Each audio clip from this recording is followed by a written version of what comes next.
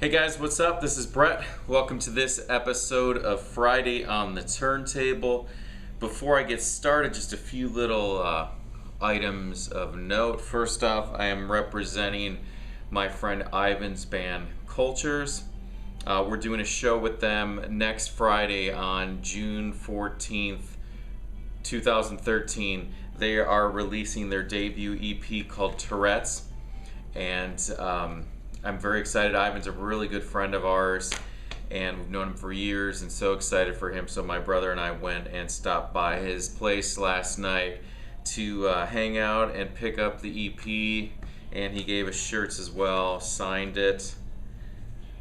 Bret, Everything Changes, keep it real, Everything Changes, of course, is my band Audra's third album. So Ivan, thanks. Got it on right now, really digging it. For all you guys out there watching, I'm going to post a link for the band Cultures and where you can hopefully pick up online. If you live in the Phoenix area, I know it is available at Revolver Records and Stinkweeds.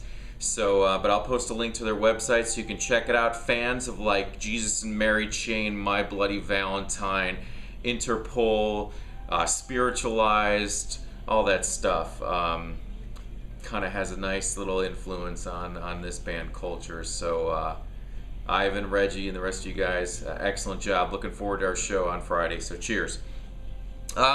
So, 1987, album by a band called the Jesus and Mary Chain came out called Darklands. That's what I'm going to be talking about today. But before I do that, let me show you some other albums from 1987. 1987 was a hell of a year. I remember it so vividly. Wow, just takes me right back. 87, I have to start this off because it's one of my favorite albums of all time.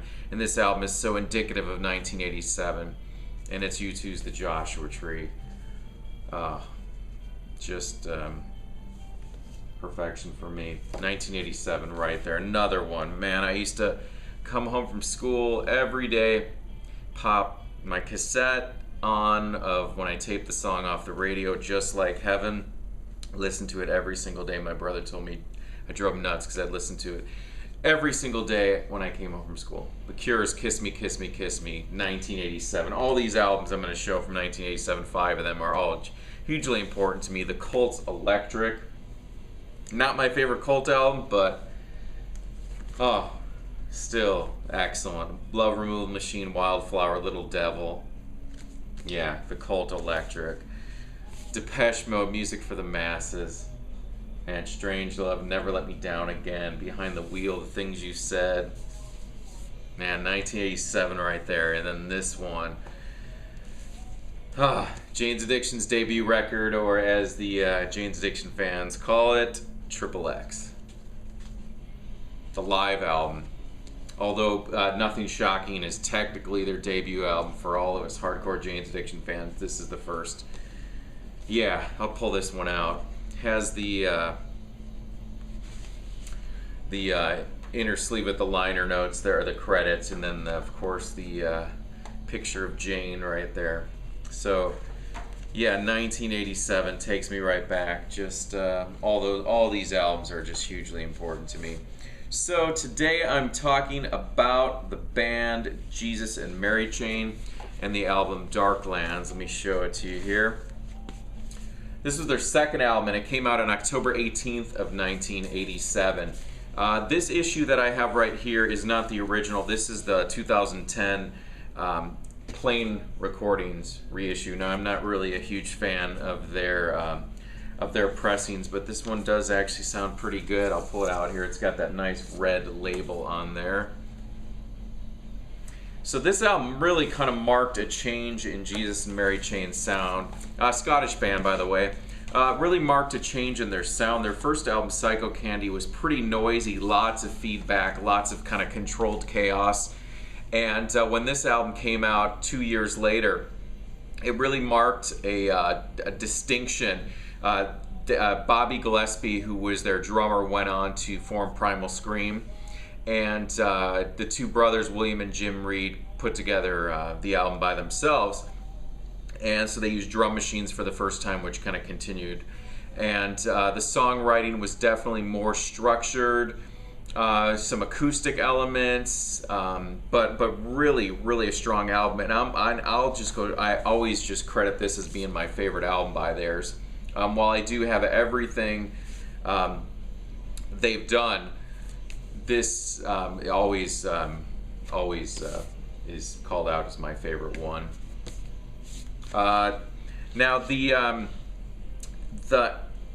William and Jim Reed, two brothers, as I mentioned, but they kind of share the vocals as they do on all their albums. But Jim had sang on 7 of them and William on 3, and their voices are pretty distinctly different from one another. And Williams is a bit darker and lower in tone, and but both of them they just blend together, and you listen to it, and it's not like a band where there's two distinctly different singers and it kind of a bit jars your attention a little bit because they're so different. Their two voices really blend well together from track to track when there's different vocalists, so it really fits in perfectly. And it's a pretty dark album, as the title is called, Darklands, but Jesus and Mary Chains were kind of masters at having this almost like a 1960s surf rock pop element to their sound, while the music was dark. There's this nice dichotomy of this almost like bubblegummy pop kind of melodic sense to it that really is a cool thing. And yeah, so there was actually 3 singles from this album. They were the title track, Darklands was one of them, and then April Skies and Happy When It Rains. All 3 excellent tracks. The whole album from beginning to end is an excellent track, is an excellent album. My favorite ones on this one are Darklands, the title track. On the Wall is excellent. It's kind of a more down-tempo song.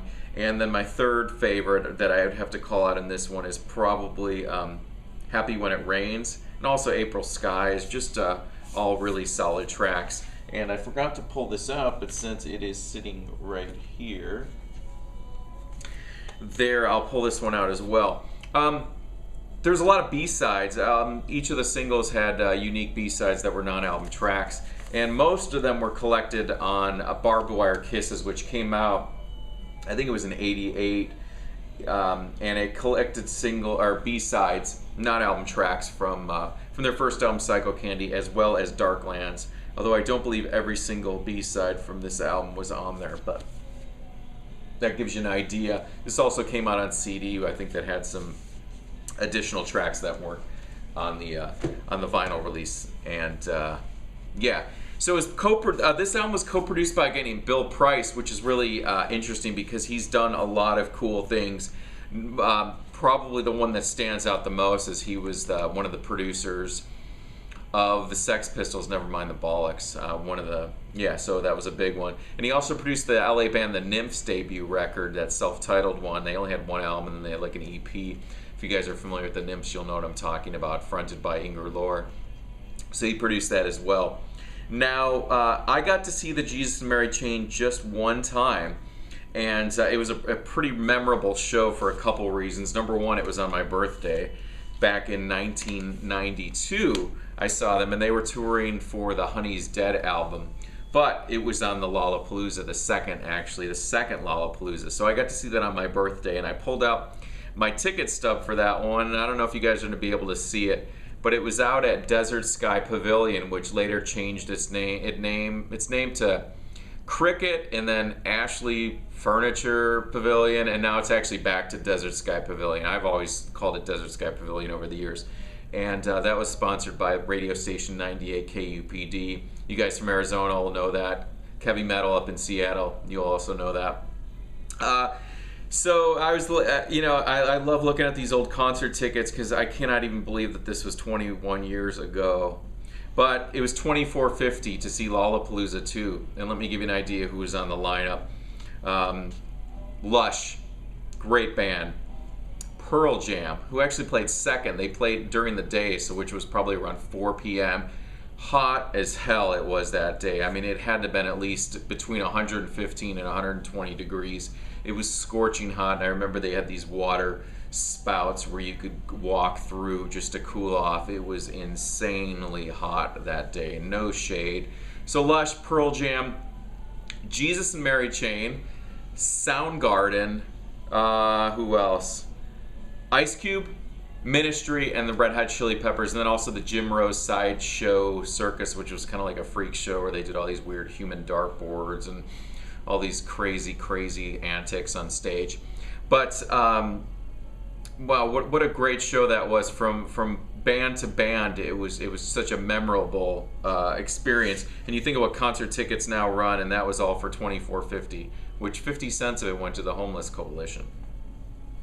But Jesus Mary Chain were actually quite memorable because they came out on stage and I just sat there and watched them from the grass area, which is behind the seats, and they literally didn't move at all when they performed.